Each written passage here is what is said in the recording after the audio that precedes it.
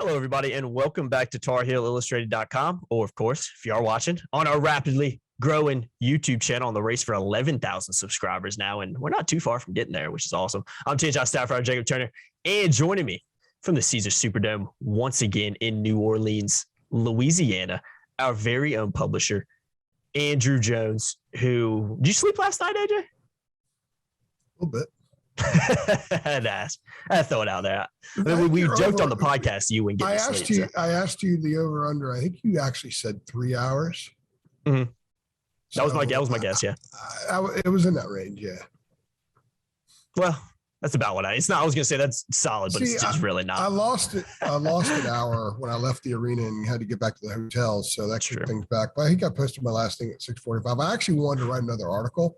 Mm-hmm. True story. I'm not lying here, not making anything up. I was in the middle of writing my Caleb Love story, and I'm like, doing this stuff. So I took a shower. I took a shower at like 6:15 so I could finish the Caleb Love piece. I'm not kidding. That's like fantastic. Soap and shampoo, the whole gamut. I brushed my teeth, tried to do all the morning things you do to get a spark. You know, those old Coast commercials where the guy's groggy and he starts rubbing the soap on them. Ready to take on the world. I wasn't ready to take on the world. I just wanted to finish that damn piece. Yeah, that's hilarious right there. Cold water shower or hot water? I'm a little bit warmer than lukewarm shower guy. I didn't know if you were like, maybe let me turn on the cold water here to wait to just get myself, crazy woken up. That's hilarious right there. I don't like cold. I don't go in the pool. I don't go in the ocean. I don't like cold water at all. I can drink cold water. Yes. Which, by the way, another complaint of the NCAA. Room temperature water here at the NCAA. When they actually have it, they were out of water for 2 hours yesterday. And in Fort Worth on game day, the first round of the tournament, there's no water in the press room for 3.5 hours. You had to go to the concourse and buy it and stand in line for 15 minutes. NCAA has been a disgrace in this tournament. I can't say I'm surprised. They screwed up my seat last night, big time. The Wi-Fi is a disaster. Yeah, you couldn't connect to the Wi-Fi half the game. I know people don't want to hear these complaints, but you know what? You get $1 billion to televise this damn thing. Yeah. You know, they got to take care of the media a little bit better because it's awfully expensive to travel and cover. By the time I get home on Tuesday night, I will have been gone for 24 and a half or 29 days. Yep. The postseason going back to the ACC tournament is going to cost more than $8,000. It's a grind, man. Probably well past $8,000. So, you know, we're here to work. I mean, I've been in the Superdome almost the whole time I've been in New Orleans, except when I slept. So we've got to make it a little bit easier for people to get their jobs done. Don't make it tougher. I mean, they don't have to make it easier. Just don't make it tougher. I don't need you to make it easier for me. No. My workload. Just the basics, I'm cool with a 12-hour workday. I'm cool with a 12-hour workday in freaking May. Yeah. But don't make it more difficult. And that's what they've done as usual. So I'm going to get off my Brett Friedlander soapbox and return to normalcy, I guess. Hey, I'm always a fan when you channel your inner Brett Friedlander. So I'm always here for it, AJ. Let's dive into this one real quick. And shout out to my buddy. Let him know that I'm thinking about him this weekend. Yeah, absolutely. Absolutely, AJ. Let's go ahead and dive into this one. I'm going to shout out our sponsor in this one first before we talk about Media Day and, National Championship game. I was about to say Final Four. National Championship game, Media Day ahead of Monday's game, tomorrow's game against Kansas. So, if for those who don't know, maybe you haven't heard or don't watch our podcast regularly, we've partnered with NIL FanBox. And so for as little as $9.95 a month, UNC fans can now receive authentic autographed memorabilia from their favorite UNC players, men's and women's basketball right now, delivered right to your front door. And in return, those players actually earn money from their name, image, and likeness. This NIL FanBox is also partnered with Carolina. So it's a really great opportunity. Add real fast. Let me fill in real fast too, just so people understand. This is officially licensed gear, and the whole process has been cleared through compliance at UNC and the NCAA. So this is a way for people to actually affect how much their favorite players, their Carolina athletes, make as far as NIL. And they've already been paid by NIL FanBox. The players got paid back in December. They're going to get paid again, and they're going to play a big role in Carolina football, basketball, and the other sports as well. Football's about to launch, I believe. So, and by becoming a member, you are helping the program. When NIL first started, people were like, man, well, we're going to have car companies and restaurants are going to prop these kids up. That's not the way it's going to happen for the most part. There's going to be more things like this is actually how it's like a big pot, essentially. Mm-hmm. This is how the kids are going to eventually get their money and where most of it's going to come from. It's legal, it's above board, it's clear compliance, everything's authentic.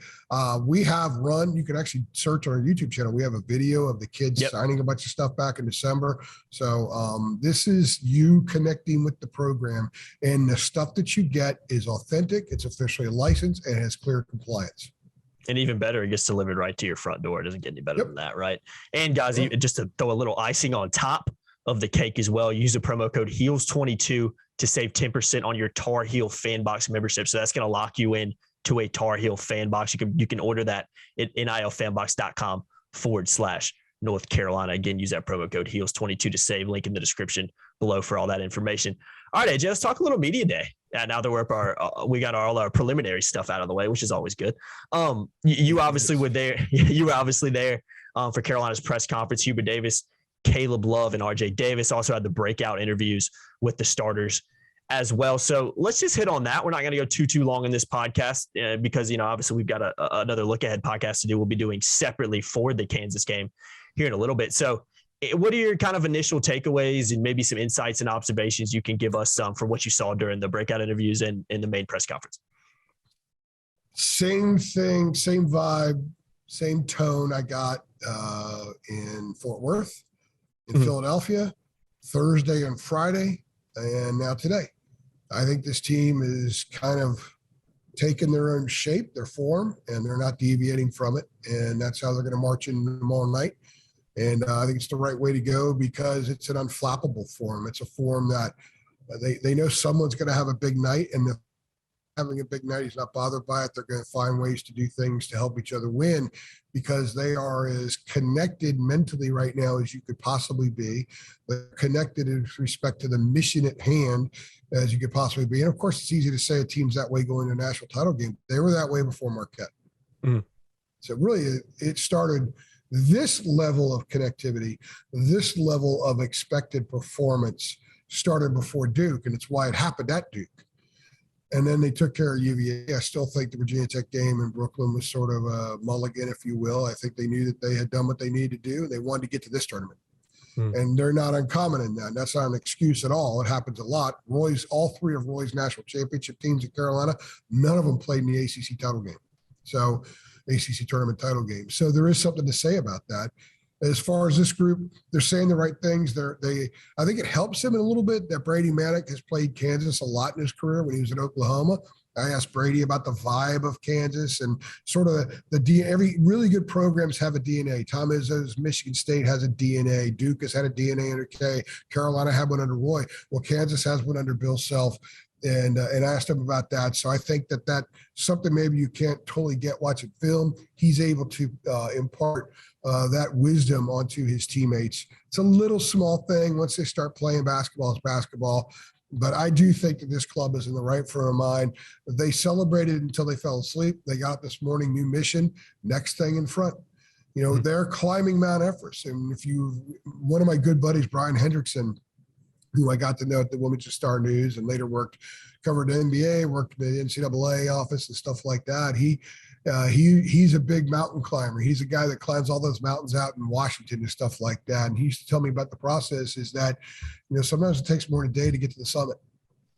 And when you stop in the middle, you don't celebrate the fact, you don't look down and celebrate, wow, we've already gone 7,000 feet because you got another 4, 5, or 6 to go. You don't want to be stuck there. And I think that this team has sort of viewed this process like that. They're not really looking up too much. They're not really looking down too much. They're just looking straight ahead. We still got room to go because we're not at the summit yet. You're not at the summit yet because when you get there, you are there. Tomorrow night, they hope to be at the summit of the mountain they've been trying to climb. Then they'll know that they're there if the final second ticks off the clock and they have more points. So that's, I think, a very healthy approach that they've taken. I think that Hubert's ability to calm them, and it's not just on game day, it's calming them in between. One of the brilliant things that Mac Brown has often said the week of a big game is you don't want to play the game emotionally on Wednesday and Thursday, Tuesday, Wednesday, fantastic Thursday. Quote. And here you have a day in between, but when you wake up today and it's National Championship Media Day and the next day is the National Championship game, and you just had probably the biggest non-national championship win in program history the night before. It's kind of, I would think human nature says it's kind of hard to snip the cord on that sucker and push it aside and move forward. But I got the strong impression today that they have moved on. That game, that was just that game. Now there's another one to play. And oh, by the way, if they get any juice from the fan base, I think Kansas is certainly a program that the Carolina fans, after they hate Duke, after the ACC, I would imagine Kansas and Kentucky are at the top of the hate list. Yeah. So definitely. Carolina's had a pretty bad history against Kansas in the tournament for some time. And we'll hit on that in our Kansas preview. But I think all these things, and Hubert actually did talk a little bit about how his Final Four appearance was the loss to Kansas in 91. Dean Smith got ejected from that game. And it was Hubert says he's watched that game at least once every year from then until 2017 when he was on the staff that won it. He watched it at least once a year. Yeah. And so I think that Hubert doesn't try to personalize stuff, but I'd be lying to you if I didn't think that there would be a strong measure of satisfaction, not just for him, but for Roy because of 08 with Kansas. And quite frankly, you had it 12 and you had 13. And Dean because of 91 with Kansas. I think, although they got him back in 93, but still 91 because he was ejected. I think there'll be a measure of satisfaction there. So I think everything is lined up mentally, emotionally, physically. Armando's okay. He's a little sore, but he's ready to go, man. Trust me. Oh, there's no doubt. There's no doubt. Yeah. He's already said that about 10 times, I think, since last night already. I want to hit on that real quick, too. Like I said, we're not going to go too long in this one, but I think Carolina's found this perfect balance of, and I'm going to ask you about this in a second, so I want you to hit on this, but of being loose, if that's the right word to describe them, but also kind of being all business at the same time. It's like they've kind of found this happy medium point where they can kind of balance the two where, they seem loose in their press conferences and interviews, and Hubert's kind of got that personality. I think you're starting to see that Hubert Davis that I remember being on ESPN is the funny guy kind of starting to shine through because of where this team is at. And that's been something that's kind of started to shine for the last couple of months. But I think you've also seen that kind of feed into the players, but make no mistakes about it. When this team needs to lock in and what they've been able to do over the last month in locking in consistently week after week, game after game, I think that's an awesome little, balance to have. And it's obviously the reason that they're playing on Monday night. You know what I mean? So do you agree with that? Is that kind of how you feel about the team? Yeah, well, I wrote something like that. I don't know if it's a piece on the board, but I wrote something similar to that here in the last, week, maybe. I guess it's the last week. Everything's kind of running together right now. I totally agree with that. And I think part of it is because, Hubert's faith is a very, very big part of everything he does, obviously. It's anybody who's got a strong faith. And what it does is it helps them to operate in a manner that the basketball game that they're going to play isn't the most important thing in the world. It's very important. Yeah. But it's not the most important thing. So they're never going to put so much pressure on themselves to perform because getting up the next day and living your life is more important. Other things that are going on in the world are more important. Basketball is an enormously important thing within the framework of what they do, but it's not the only thing. It's not the thing because you still have a life to live. The guys that played in that 91 Final Four, that's 31 years ago. They're all like 50, 52 years old. They still have a lot of life left. And they've lived a lot of life since then. So there's so much more about life than just playing basketball. So, but they expect to win. So they're loose because I don't think that they put any pressure on themselves. But at the same time, they expect to win. They think that they're worthy of being here. They think that they're a 1-2 seed caliber team. They just took a little while to work through their stuff to get to this point. So they're totally confident, but they're loose because they don't feel a lot of pressure. Now, listening to and seeing what some of the questions were with Kansas today, I think there's a little bit of pressure over there, certainly with Bill Self, because that program has 2 championships in the last 70 years. They like to say that they're Kentucky and Duke, and I think they are. There's so much lineage there. It goes back to the inventor of the sport. Hubert is 5th generation from the inventor of the sport. Roy was 4th. Dean was 3rd. How about that, huh? But a lot of that stuff, that all channels through Lawrence, Kansas. So they've got tremendous history there. It's comparable to Carolina's, except they don't have enough banners. same number of banners that Carolina has. And that's what they want. And Bill Self was asked about that. So whatever their disposition is, part of it is like, hey, we got to win a title. We're here. We're at 1 seed. We got to win a title. And that's what I was saying about this Carolina team. You know, the 17 Tar Heels, they had a lot of pressure going to the Final Four because they had to win a title. Because the way they lost the year before, they were expected to win it. It was their stated mission on a regular basis, and it was realistic. You know, this club talked about it earlier in the year. We backed off that talk because it didn't appear realistic for a while. It's like the whole you got to walk before you can run deal. Well, they couldn't. They were barely crawling at times. So sprinting is a totally different expectation. They've gotten to the point now where they can sprint. So I do think there's different mindsets for these two programs going on, but I also think that both teams have taken similar paths to where they are, and they have similar composition. And that's what's going to make tomorrow night really, really interesting, because these are two teams that I don't think, even though Kansas expects to win it, that their fan base, what I was told by talking to a couple of people that cover them, that their fan base is thinking all these great teams that we've had that didn't win it, under Roy, under Self, et cetera, and this is the one that might do it. It's kind of like the way Carolina fans looked at the 93 team, which was vastly different from the 82 team. The 82 team had arguably the greatest starting five ever in the ACC. The 93 team was like the perfect Dean Smith team because 11 guys played. And you had this guy came in to trap, this guy came in to set screens. I mean, it wasn't 100% like that, but I think people understand what I'm saying. This Kansas team is kind of like the 93 Carolina team, where on paper and the beginning of the year, you're not thinking, well, these guys are cutting down the nets. But all of a sudden, there they are in a title game, and they're playing unbelievable basketball and totally connected, and they cut down the nets. I think Kansas is kind of similar to that. That's the way their fans view them. Yeah. Definitely. Like I said, we'll hit on that in our little look ahead podcast. We'll hit on but that's part of, and that's that's the vibe of today. And I think that what's really interesting is that you're going to have a lot of guys that play tomorrow night in the biggest game they'll ever play, because not a ton of these guys are going to go on and play a long time in the NBA. They're not those two types of rosters. Now, I think Carolina has several who have a chance, a couple who will for sure. Kansas has Ochai, who's going to play in the NBA. Yeah. A guy like David McCormick came to school thinking he was going to play in the NBA, and he's kind of been wobbly around a little bit. Just like Armando came and thought he was going to go straight to the NBA after 1 year, and it's been a little bit more of a process for him. He's a better player than McCormick, by the way, but certainly still a process. So there are some similarities, and it's interesting listening to the media that covers Kansas talk about this, because some of the things that they were telling me are conversations Carolina fans have had about Carolina. Yeah. Similar in kind of that respect. That's very interesting. Anything else you want to add before we wrap this one up, Benjamin? No, I mean, could talk for an hour probably. There's so many storylines. I mean, we could still talk about the new game if we wanted to. They kicked me out of the Superdome at 3:50. Brendan Marks was still here from The Athletic. Carolina. Nice shout out, Brendan. Brendan does phenomenal work. Young writer who's going to have a great career in this field. So he and I were kicked out at 3:50 in the morning. So I'm curious when they're going to kick me out tonight. Yeah, well, I guess we don't want to find out. Yeah, I mean, there's still a lot more stuff to do, so just stay with us. I'm going to bang out as much stuff as I possibly can, and I got some really good questions in with some of the players and Hubert about Kansas, so we'll have a good little scouting report through their lens, not ours. Yeah. And David will do his thing as he always does, and so that's awesome. Ready to go, man. We've got another 30 or so hours left in the season. 31 hours left in the season, and it's fascinating that we're at this point. Did not think we would be.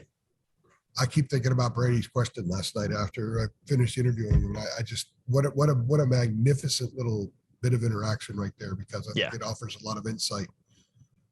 And I think it illustrates just how wild and I think it's special. It's special that these kids did this, and it's special that I've had the privilege and honor of being along for the ride to chronicle every bit of this wobbly path that has become very straight and narrow here in recent weeks. Definitely. If you guys want to see, learn more about what Brady said, go watch our 3 Things video from last night. It's kind of towards the end. Awesome little insight for AJ and a really cool moment. Like he said, good place to wrap this one up. Like I said, we got a Kansas UNC look ahead podcast coming out as well that we'll be doing. So make sure you guys stay tuned for that. Going to go knock that out here in a second. So I've been Jacob Turner. He's been Andrew Jones. Make sure you keep it locked to TarHeelIllustrated.com for all your coverage leading up to the game and after Monday night's game as well. And also make sure you head on over to NIL FanBox.com. Check us out. Use that promo code HEELS22 to save 10%. That'll lock you into a Tar Heel FanBox membership. NILFanBox.com/North Carolina. like, share, subscribe, hit that notification bell as well. We'll see you guys in the next one. Thanks. Thanks.